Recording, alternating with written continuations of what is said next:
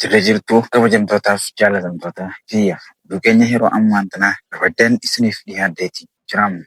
Hawwanoota keenya kanarraatiin chaanala keenya dabalatu akkuma seentanii laayikii fi sheer sabiskiraayib godhuun beeknaan isin jaamu. Oduun sobaa dhiyeenya kana naannoo Somaaliitti kan argamaa tureen dhimmoonni naannoo Somaaliitti kan argaman dirqamaan bahuudhaan lafoota Oromiyaa saamuuf fi gurguddaa godhaatee turan. Tarkaanfiiwwan isaan godhaadaa turan kanaanis ijoolleen qaqalloon Booranaa fi akkasumas humni addaa Oromiyaa kan saba isaaniitiif waa'ee saba isaaniitiif halkanii guyyaa hogguuta kallee rafanii hin beekin tarkaanfii jajjabaa haala argaa jirtaniin yeroo lubsaa kanaan fudhatanii turan. Tarkaanfiiwwan isaan fudhatan kanaanis diinni hedduu rifachuu fi gadduu bira kan qotayooniif ta'us gadda isaanii kana haalaanis kan ibsatan ta'e. Humnoonni daangaa naannoo Oromiyaa jechuudhaan dirqamaan seenanii lafa Oromiyaa yeroo hedduufis weerara adda addaa irratti gaggeessaa turan kanneen mootummaa naannoo Somaalee Mustafaa Muhammad Umariin durfamu marti isaanii tarkaanfii jabaa kanaan if duuba deebifamuun isaaniitis dhagahameeti jiran. Kun immoo bulleen Booranaa laftiinis nama malee namnis dhowwee malee hin jiraatu jechuun haaruu keessa kan ga'een tarkaanfii eegalan. Humnoonni kunneen hannaan kan lafa Oromiyaa daangaa jabsuun seenanii uummatoota keenya kan godina Booranaatti argaman horsiisee bultoota irrattis tarkaanfii kan isaan fudhatanii namu. Tarkaanfii isaan horsiisee bultoota Oromoo kana irratti fudhatanii uummata shiibii miskiina hawaasa kan hin qabne ta'uudhaan waanni liquu haylii uffata naannoo Somaaliidhaa uffachuun soniif seera hin ilaalin soniif waan akka hin dhugatin deemanii seenan. Seensa kanaanis daangaa naannoo Oromiyaa isaan cabsanii turan keessattis humnoota keenya waliin walitti bu'uun isaatis mul'ateen.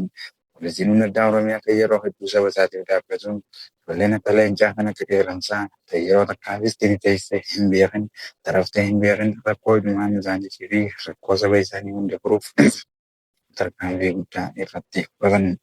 Kaafaa'inniif immoo horsiisee bultoota nagaa jechuun uummata miskiina bakka karaa irratti isaan mirgaa beekatan onneen isaan guddee rafuu dadhabuun taa'uu dadhabuun kan lafaarraan diina alaa seenee ture haleeluun deebisan.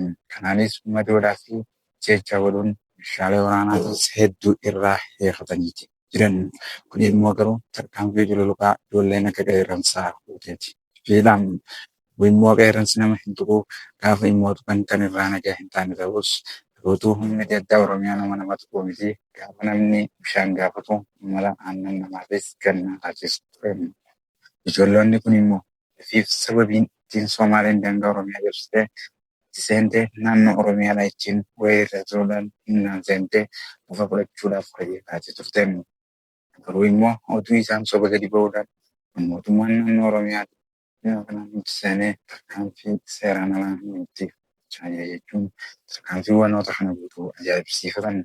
Kun immoo soniif kan jiru mootummoonni biyyattii callisanii kan daawwataa jiran ta'us uummanni keenya of salabanii tarkaanfii jajjabaa walduraa irratti isaan fudhataa turan kan obsan amma immoo isarraa deebisuuf yaalaniitis.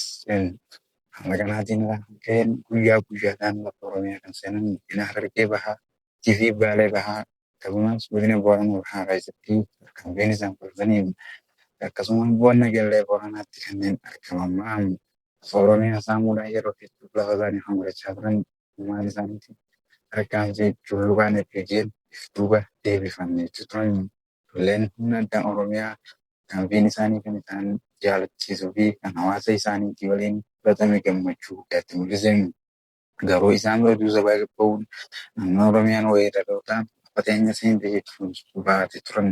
Suurri kana osooniif ta'ee naannoon Oromiyaa osooniif duula barbaaddee jijjigaa lafa Oromiyaatti seenanii nama humnaan tanaas tarkaanfii kanarraa olii cubbisanii fudhataniidhaan. Kanarraan kan ka'e guyyaan guyyaatti wal duraa duubaan kan deebi'aa turanidhaan ijoolleen godina Boorana bahaa guyyaa isaan waraanni haa ka'u jira jechuun waraana haasan guyyaa lammaffaa irratti lolli itti banamee hawaasni Booranaa irratti tarkaanfiin kun fudhatameedhaan. Tarkaanfiiwwan haala kanaatiin deeman baafis mootummaan naannoo Oromiyaadhaatis callisee osoo ilaalaa jiru humna addaa Oromiyaa qeerransaa lafa dhaloota nutti akka teessee hin beekan tokkoon saba isaanii isaan yaachisuun tarkaanfii diina alaa seenaa kana hawaasa fudhatan ergaanii rakkoo hawaasaa harkan iddoo jiranii itti dhimmachuun hawaasa irraa diina deebisan. Garuu immoo diinni halkanii guyyaa kan hin beekaniin ilmaan Oromoo cabsuuf guddaa hojjetee ture.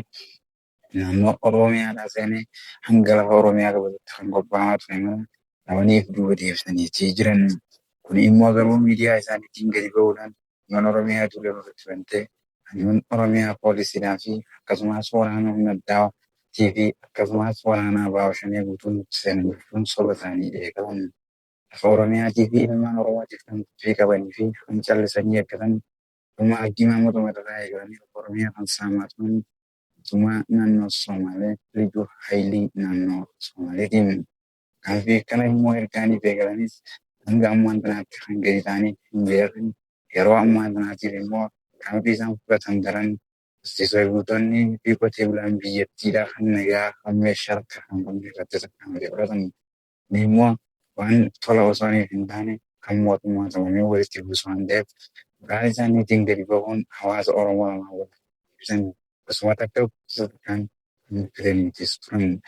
Garuu oduun keenya kana yeroo ammaaf qabanne kana akka xumurichaatti kan nafan taasiftan filatoomaa siin jedhama. Akkuma isaan kanneen laayikii, sheer, sabiskiraayib godhuu hin dagatinaa.